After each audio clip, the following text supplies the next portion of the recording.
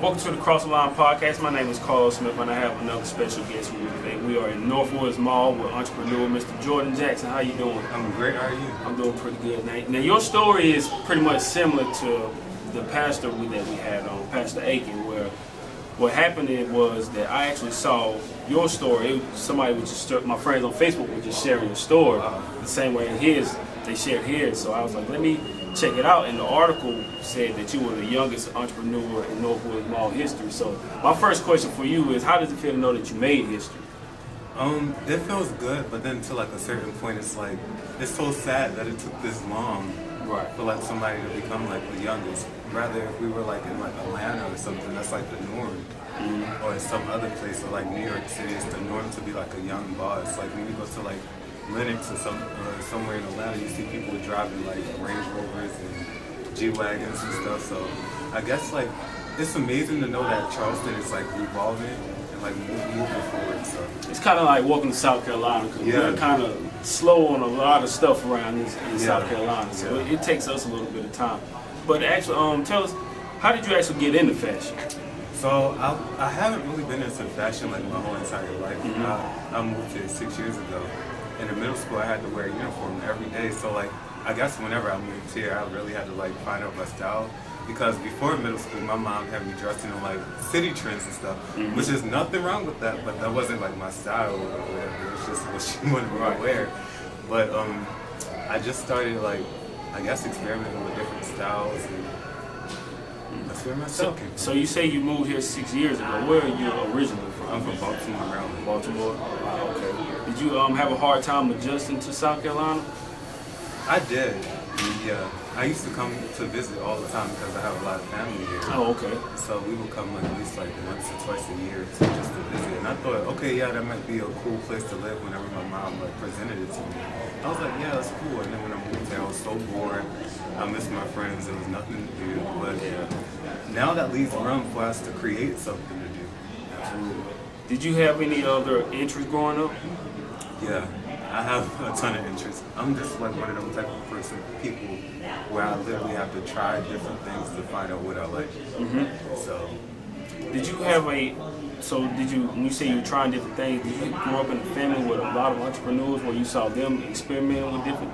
So as far as in Baltimore, my mom always been an entrepreneur, but as far as like in Baltimore, a lot of like my church members were successful entrepreneurs, so that's really where I got it from. But as far as like here in South Carolina, I have a lot of successful family members who are entrepreneurs. So that was kind of what influenced you to go down that path, or what made you want? Really, I think it was seeing like young people like getting it. And I was like, okay, yeah, that's possible that I can actually do it. You know, like seeing like the Kylie Jenners or like just the young people like just making it happen at a young age without like following the path that everybody says that you have to follow to be successful.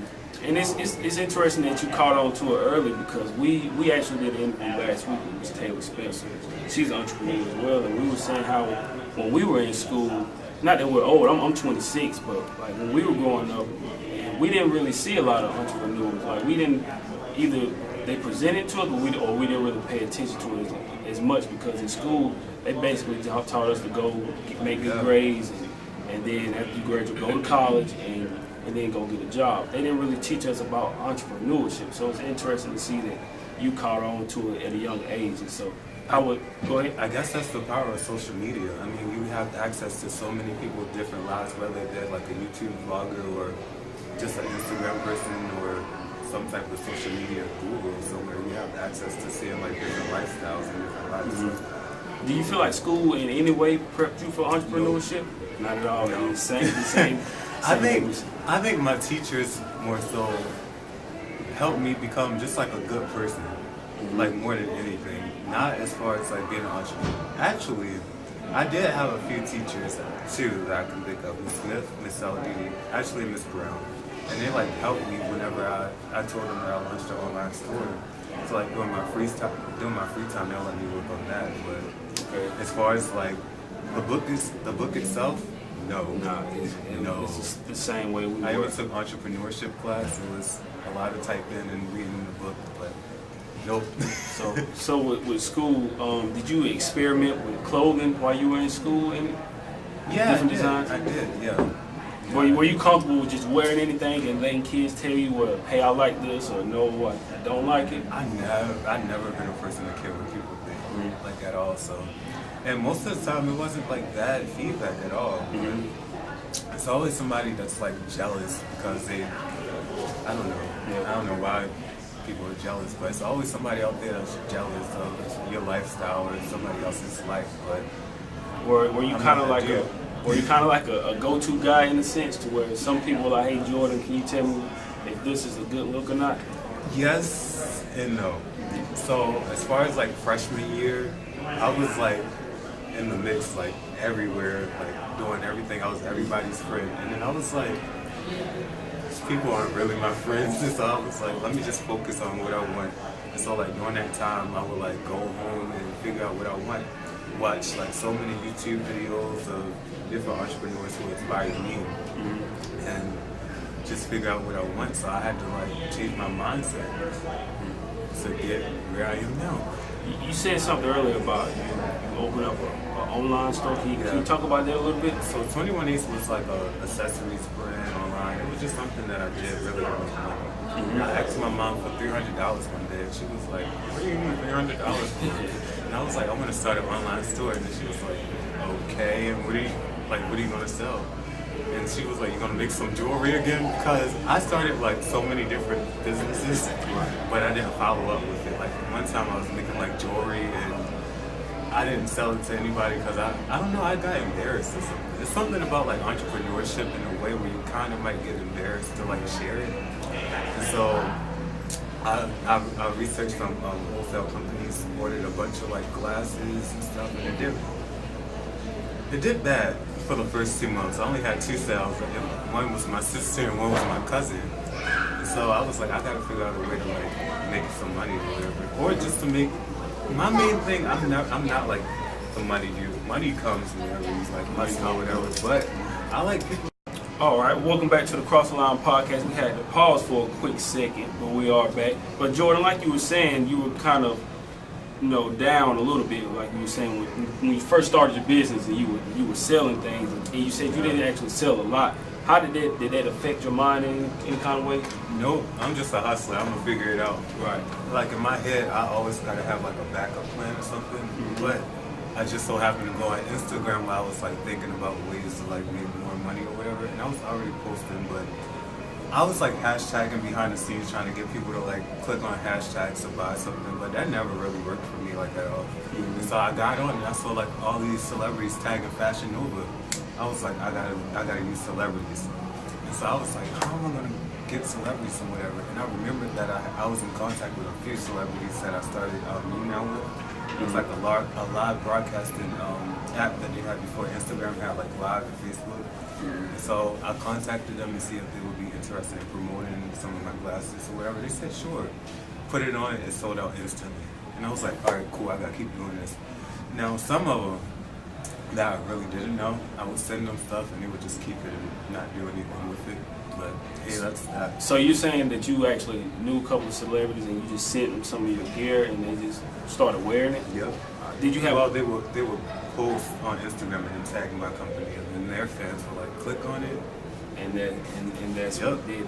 And that was what the 21 Ace company you said, and that's what really made it kind of take off. Yeah. So do you still kind of do that now? That same kind of formula for Birch and Penn? Do you still tag celebrities and try to have them? No, because we don't have an online store yet. So I mean, I could, but I'm trying to get like my team together right now because I'm rebuilding my team. I had to let go of my old team, and they were really amazing, but they just weren't salespeople. So I'm rebuilding my team now, and whenever I have the right people, my assistant starts soon, so I'll be able to like have my online store going, so I can have somebody to help me package orders. Because that was like one of the things that I hated the most, is packaging orders, and then you get a lot of customers that say that they didn't get it, and then you go on that Instagram and they rocking it. One other question about the celebrity thing. So when you sent them stuff, did they say, hey, I'll wear it, but you need to pay me a certain thing? Some people, which I respect it. That's their job, I guess. That's their job, is to be an influencer. So I respect that. So when did you realize, after you were selling a lot online, when did you realize it was time to open up your own store? So I was in Atlanta about a year and a half ago, and I visited Rashida at Press. Rashida. Love Hip Hop? Yeah, okay. And I visited her store, and I was like, oh, that's cool, I want to have a store like that, like just joking. And then I really thought about it. I was like, I actually do want to have a store. I didn't know how I was going to make it happen, but I did not know a year later that I was going to have a store. Like, I just put it out there. Like, I'm always like a put it out there dude. Speaking into I even existence. put some stuff in a yearbook. Like, I forgot what it said, but it was like some of like my goals and like a career like goal that I haven't even. Actually, I reached it already, but I just put it out there so I could force myself to be uncomfortable and to work for it. I think that's the key too as an entrepreneur. You're stepping out on faith and getting comfortable with being uncomfortable, because you never know it. And that's one of the things I've been doing on my journey is just trying different things, man. And not everything is going to work. Yeah, but you have to that's be true. okay with, okay, this didn't work, so let me come back to the drawing board and try something else. So what would you tell other entrepreneurs in that same situation? I would say you really have to find out like what's your niche and find a way to do it on your own. Really, starting at least. We were gonna get a loan to open a store, and it was about maybe a week after I signed my lease, and I only had 4 months to get the store together. I only had accessories from my 21 Ace. I didn't have any inventory or nothing. It was just like a step out on faith type of thing. And so we went to like the loan seminar or whatever. It sounded good, very informational. And then we got papers to fill out. We were on our way back downtown. I was like, I don't want to get a loan because I know how hard I'm willing to work. Even if I always knew that I never wanted to work for anybody because I know how hard I will work. I mean, not that there's nothing wrong with it, but I can do that for myself. Right. And so I was like, let's just hustle and make it happen.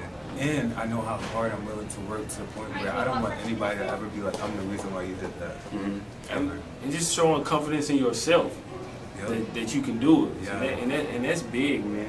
So the money that you made online, you use that as well to help open up the store. Did that go right back into online? So as far as online, like I started my store a year and a half ago. I really only like ran it for about a year, and I got discouraged when I went home to Baltimore to help my sister raise my niece because I felt like a stay-at-home like dad in a way. Like she was a single mom working like long hours, and here I am just staying home watching kids. And I was like, this is not cool. Like, but during that time, I really figured out what I wanted, which was to actually have like a physical store. And so me and my sister had an event. We rented the venue or whatever. It was a networking event. I got all the vendors. I think we had like 12 vendors, and they were paying like $50 just to be there or whatever. But it happens to be on the coldest day of the year in Baltimore, so none of the people came. So we just had vendors, and I was like, oh my gosh. But it was a good networking even just for the entrepreneurs, which was great.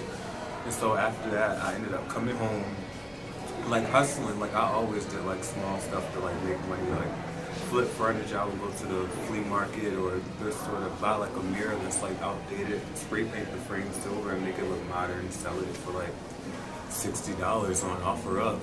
Like just hustling. Come up, yeah. So like in between that 3 weeks, I guess, we were just hustling. Just hustling.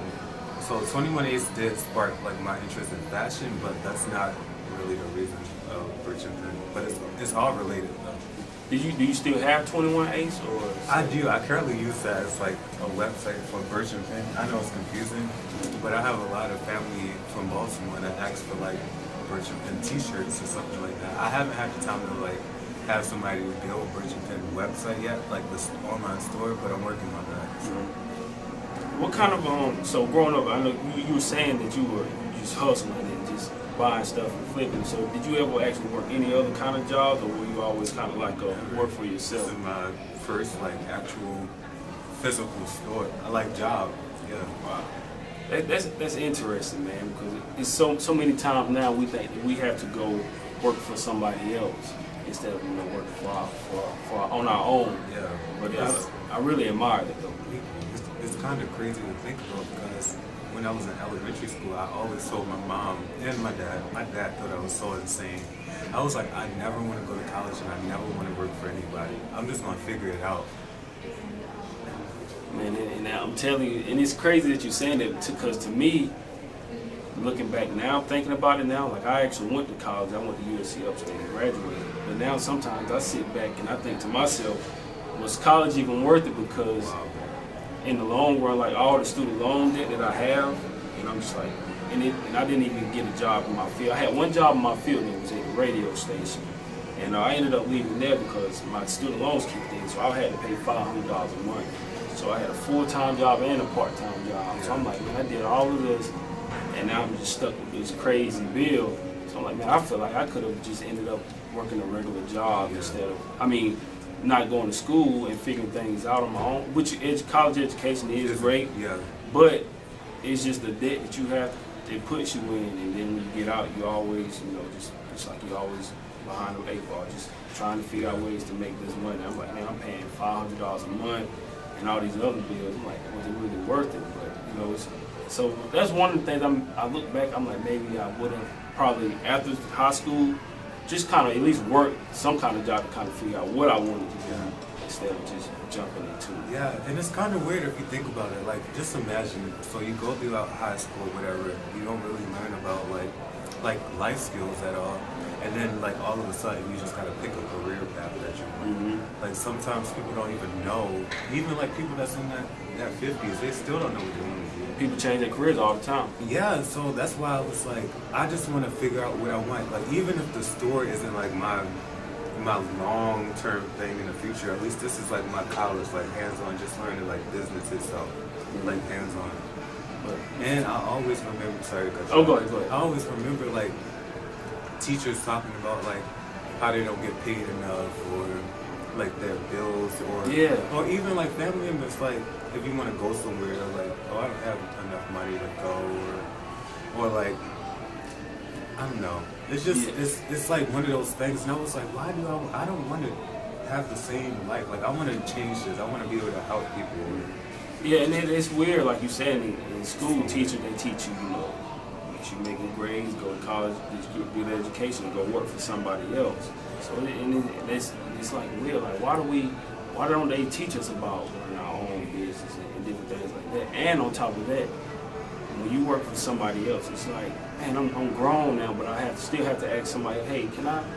And let me be clear, I'm not knocking it because I still have another job right now, but it's like, to me, I got to a point where I was working 2 jobs. I'm like, man, I can't see myself doing this for the rest of my life.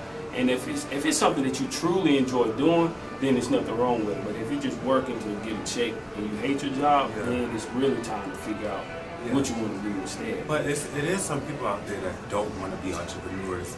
Mm-hmm. And it's fine. I never met anybody like that, but there's somebody out there that don't want to be entrepreneurs. They want to be like a assistant or something, like just type in something savvy in their area, which was amazing. But everybody had like a different purpose, and I feel like when you get to that point where you're uncomfortable with every job or can never afford your bills, or hey, even like being an entrepreneur, it gets hard. It's real hard sometimes, but in the long run, you can invest all that time and energy into yourself, so you can hit the ground running and go out full throttle. That's one of the most fulfilling parts for me, just being able to, I went to school for broadcasting, so I ended up covering the Hornets and Panthers, and so now that I'm starting my own gig, is the opportunity for me to travel and interview other entrepreneurs and learn how they started and how That's they. so cool. Yeah, it's interesting, man, and it's like my friend Calvin. He's like, this is his first time even coming to Charleston, so it makes me feel good to know that I'm not able to pay him right now, but I'm like, hey man, I appreciate you just coming to help me out. So just for him to have that opportunity to come experience Charleston for the first time, that makes me feel good knowing I've been able to do something like that. Yeah, well, welcome to Chucktown. Yeah, and it's hot down here today too. Yeah. Tell me something else about social media. How much does social media impact business for entrepreneurs? So, as far as, a lot. Actually, a lot. So I remember having a meeting with my PR manager, and she was like, what do you really want? And I was like, going viral might be cool. and going on Steve Harvey might be cool. And I always wanted a reality show, so that would be cool or whatever. And so, literally, she put out the press release. That night, it was like 27,000 shares or something on Facebook, which now is like 9 million or something. But that's only that we can track from the press release, so that's like insane. And on Facebook, no telling what's on Twitter or Instagram or somewhere else. And so that ended up happening like literally a day later. 2 days later, the team at Steve Harvey called. Now they didn't follow up, but the fact that I put that out there is like insane. And then a week or two later, a production company called asking me to be a part of a show, which is cool. But they're still working on everything. I don't even know if I'm gonna be a part of a show. But the way that my mind works is, okay, say that they didn't follow up, but maybe that was meant to show me that I'm supposed to have my own TV show and I'm supposed to be my own producer or something like that. So. And at least you know somebody's watching, like somebody is paying attention to what you're doing. Yeah, Like, you never know who it is, but somebody's just paying attention to what you're doing. Man. So you just gotta keep on going.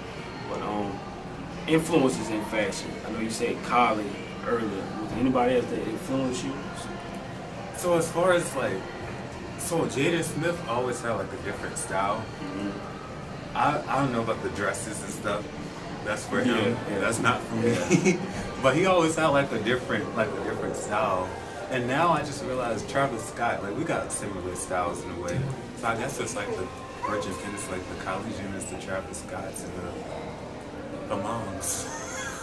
My favorite artist, I wouldn't consider him a fashion guru. Well, I guess, but he's one of my guys. Fabulous. That's my favorite all-time. One of my favorite all-time artists, Fabulous. But you know what's crazy? I know Fabulous name and I hear it a lot. I can never put a face with it. really, Like ever. Fabulous. We gotta show you Fabulous before we leave, man. I think whoever helps him dress or whatever, they do a good job. He does really good. So, like you said earlier, you don't look for anyone's approval, or does your mom help you, or you just say? So my mom is my business manager. Okay. So she helps that because no telling where we'll be if I didn't have a business manager or a PR manager or whoever. Like everybody's so important, even like the people on my team that I had to let go, they played a very important role, and I still like it's like in business, they say that don't get like attached or whatever, but it's so hard because it's like human beings, and I love people, I love talking to people, so even like my old staff, I still love them and I want them to do good. And I always had conversations with them like about their goals. Although they worked for me, I always like wanted them to figure out what they really wanted in life. Like I'm not that person that's like, oh, you have to work in Bridgerton for the rest of your life. That's not right at all. Yeah, that's what I was gonna ask also. Like, what do you like for the people that used to work for you? What do you tell them? Because they see you as an entrepreneur. Do you? And that might not be what they want to do, but like you said, you ask them, hey, what do you want to do? Like, what else do they say about potential? Do you feel like it inspired them to be entrepreneurs? Some of them? I would think so, because even like on that first day, and they got to see all behind the scenes, like even with like helping me decorate the store, they got to see like what it's really like to like start a business and like having to hustle. Because although it went viral, we had like 10,000 guests come to the store, but we had 1,000 customers. But to get that 1,000 customers, you still have to hustle. It's a lot of people that say that they're going to support, but they supporting to them might just be walking around and saying hello, or I hope you do good.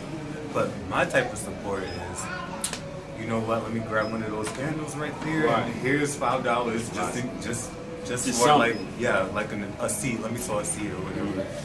But that's my type of support. But support is so many different definitions. But as far as like making money, you have to hustle. What would you say is the hardest part of running your own business? Having the right team. Right team. If you had to lay it out, I know you're still young, you still figuring things out, but if you had to lay it out, what would you say is kind of like a blueprint for running your business? Figuring out what you want, figuring out how you can attain that, and just not dwelling on that so so hard, like just doing it, because like there's a lot of people that have amazing ideas. They think about it so long and they'd be like, in 5 years I'm gonna quit my job and I'm gonna do this and I'm gonna do that. Why can't you just do it now? Don't tell them what's gonna happen in 5 years. Like, and the way that the government is going and the expenses are rising, no telling what's probably tomorrow. So. Yeah, don't rely on the government at all. Yeah, and don't rely on one stream of income at all. Multiple, and that's another thing that a lot of entrepreneurs preach is like having multiple streams of income. Because just working a job, something happens, and you end up having to lose your job, and then what? So it's always good to kind of have like a backup plan of multiple streams of income. But how did you end up finding this location in the mall? Like, what made you choose the mall? The mall chose me, honestly. So after I told my mom that I wanted to open a store, we started looking at different locations like downtown Charleston and Goose Creek. But downtown was too expensive. Goose Creek was just like the wrong area to have like an urban store. We needed somewhere that already had traffic or that was up and coming, like somewhere new and fresh. And so the mall just so happened to have traffic. I never thought to look. Actually, it was a thought, but I never really like put action behind it to be a mall. And my mom, she helped people grow and build businesses for a living. And she was helping the church that's 2 doors down. Have you ever heard of a church made at the mall? No. Yeah, so she helped them. They made history also. Is it still in here? Yes, it's 2 doors down. Okay. And she helped them with their whole process or whatever. And they walked past this space, and my mom was like, how much is this space? Now, at the time, I never met the First Lady, Miss Charlene. I never met her before. And she was like, oh, I know why you're asking, because your son is a stylist, he does interior decorating, like the whole nine. She named everything about me, and I never met her. I was like, that's insane. The mall manager was like, why don't you just have your son come in and meet me or whatever? So I came in, looked at the space, and I was like, no, this is horrible. And then like something in my mind was like, yeah, I get it. Like it was like this uncomfortable like feeling. Whenever I'm like uncomfortable, I'm gonna do it anyway. Right. And so it's like this uncomfortable. I guess it was like butterflies in a way. And so I was like, yeah, I really do want it. But at this time, I literally had nothing but like hustle and drive and a few glasses. You mentioned your mom a lot. How impactful has she been on your career so far? So impactful. As far as like financially, like investing, like when I started, she invested, growing it behind the scenes, because I don't know how to get a business license or anything like that. All I have is like talking to people. I love talking to people, and I know how to hustle. Right. I'm not a salesperson, but I just like having conversations, experiences. And I love good experiences. And then that's what it's about too. Just talking to people and having a good conversation, making them feel welcome. Yeah. Also, does your mom? Does she let you experiment with your business, or let you if you're about to hit like a little setback, does she let you learn from your mistakes, or is she like, hey, don't do this because this might set you back up? So I'm like 1,000% like my own boss. Okay. As far as like anything when it comes to like, my mom is literally like I don't know. She keeps us running like legally, and like she's over like payroll, like different stuff like that. But as far as like the imaging of the store and like getting the products for the store, everything else is like How much time do you actually spend in the shop? sheesh. Too much time. Some days I'm here like from 9 a.m. to 9 p.m. Or 9 a.m. to 12 or 1 a.m. But I don't know, it's just like, it's almost like it's my kid in a way. Like I have to spend time here, I have to like grow it or whatever. But I'm not obsessed with it. Like I'll be willing to like step away and like work on other projects when I have like my core group here like running it, because there's only so much that you can do in 24 hours, and I got the same 24 hours that Michael Jackson and Beyonce had. So Absolutely. what do you try to do like in your free time, because you're still young, so you still have to have a life, so what do you try to do like to kind of get away and enjoy yourself?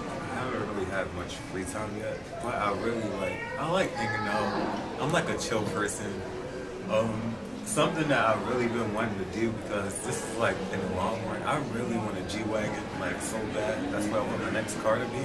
I just want to spend a day at the car dealership, like just figuring out like looking at different cars. Who knows? I might want a Tesla. Who knows? Or like exploring downtown. There's not much really to do in South Carolina. That much for like young people. But as far as like exploring, I love exploring. I like a good day on Kiwa, going to the Bull. Yeah. Well, just a few more questions and then we'll wrap it up. What's the best advice that you've received? That's the best advice.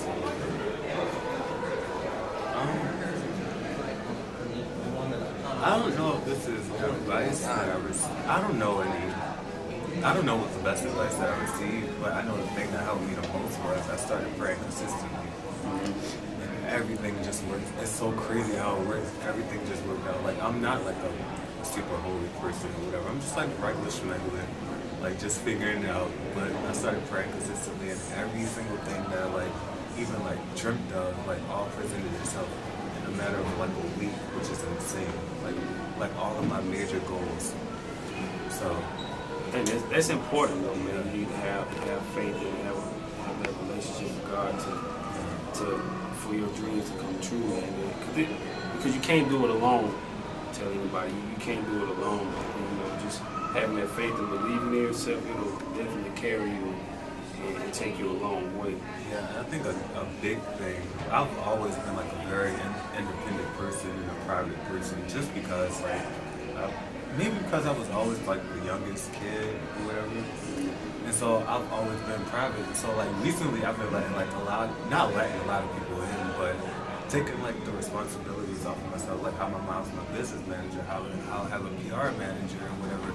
I would not be able to do this by myself. Like I would probably be like in the hospital somewhere because I don't know, like my bones would like fall off or something. Because it's so hard, but. It's not that hard because it's like my passion in a way. Mm-hmm. So yeah, like allowing people to do things that I might not be necessarily that good in. Like knowing my strengths and weaknesses and areas that I can let other people handle. Absolutely. And getting help with your business, what kind of culture are you trying to set here for your employees? So I'm like I said, I'm a regular schmegular dude. I like just like good vibes, good atmosphere. Like some days I want to treat like my team to lunch or like we went to the fair. Like just different things. I believe in treating people the way that you want to be treated. I'm not the type of person that's going to be yelling at somebody because I don't want anybody yelling at me. First of all, I'm from Baltimore and don't yell at me because, hey, the Baltimore might come out. But I just like creating good vibes, and especially these days with mental illness is like so big. You never know who might come into your store with like the intentions of hurting themselves or hurting somebody. You don't want to trigger that. So like just setting your atmosphere, creating good vibes, that's my main thing. Absolutely. And I want work to be fun. If it's not fun, sadly, it's some people that literally have to do stuff that they don't like. Yeah, but it's true. As far as like creating a space, I don't want anybody to do anything that they don't necessarily, that's not fun to them or not their passion. I get that it's some jobs that such as like sweeping the floor or something. That's not my favorite thing, but as long as like the vibe is good, the energy's good. So that'll make you it'll help you tolerate the business even more. Yeah. Because the atmosphere is a lot better. Yeah. Just a couple more questions. What other kind of business endeavors are you looking into in the future? Real estate has always been like one of my top. I want to buy a house before I turn 20. Now, that doesn't mean you're still 19? Yeah. You got a long one. You young. And my birthday is August 10th. Oh, okay. Yeah. I got the same birthday as Kylie Jenner. So I want to buy a house before I turn 20. Now, I don't know how big the house might be, but as long as I feel like it's an investment. If something was to go wrong here, I could always have something I could rent out or sell. Same with here, I didn't have a loan, so I'm not in the red or anything. Like if something was to go bad in Charleston with like like shopping places, like how they have like that whole like that shopping malls are going out of style or whatever. I could still sell like the clothes out of my store and just make my money back. I'm an investment person, so. I'm glad you said that. I mean, I almost forgot that point as well. Does online shopping hurt coming in here? People coming in here? Because a lot of people nowadays like to actually buy stuff online instead of actually Yeah. going to the store. I actually just responded to somebody on Instagram. A lady put in a caption. It was a picture of me wearing one of my outfits. And she put in a caption. She was like, it would be amazing if we had this online. I live in Charlotte. My son would love this stuff. We don't have this here. And I was like, coming soon in a few weeks or whatever. But as far as like hurting it, I don't think so. But I do think that whenever we launch online, it could be way bigger than just here, like getting the word out. And that could possibly be the door to like being in different cities and opening up different locations, like and already having a brand behind it, like getting the word out. So yeah. My final question: what is your ultimate goal? My ultimate goal is just to be a good person. Like, I just love people. I really do love people. I don't know if it's because like I was always like the youngest person, or maybe because I dealt with real life situations or whatever. And I've always been like that type of person growing up, where it was like something that I didn't like, I wouldn't do. So it was like some things that I would like complain about. And like now I'm like, if I complain about it, I'm not gonna complain about it unless I can fix it.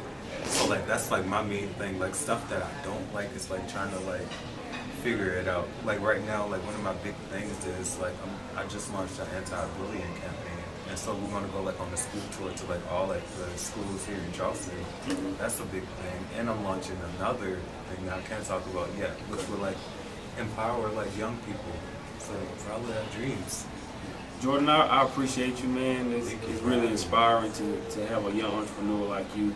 Wow, it's inspiring just talking to you. Yeah, man, because like I was saying, I didn't really see this growing up. So now to see somebody this young going after starting his own business, man, and it's just impactful, man. I know a lot of people will appreciate it who've been thinking about going after their dreams and starting their own business. Now they can look at somebody 19 years old who's done it and is still, of course, learning along the way, but this just shows that it is possible and that you can do it. It is, but I get chills every time I think about it. Like growing up, you have like these big dreams, and you don't really want to tell it to anybody because you don't want anybody to like ruin like your dreams or whatever. And I've always been like that type of person until now.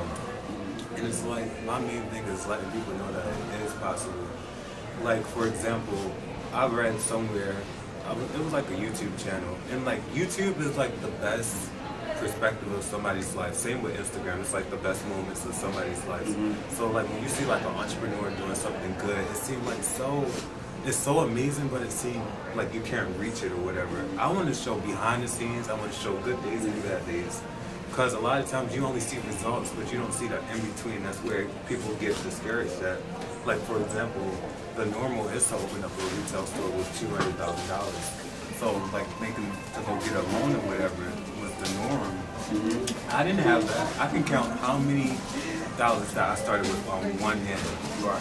And when the norm is like 10 times that or whatever. So knowing that it's possible and you can start with little to nothing, you just gotta have a work ethic, be determined and pray consistently. That's about it.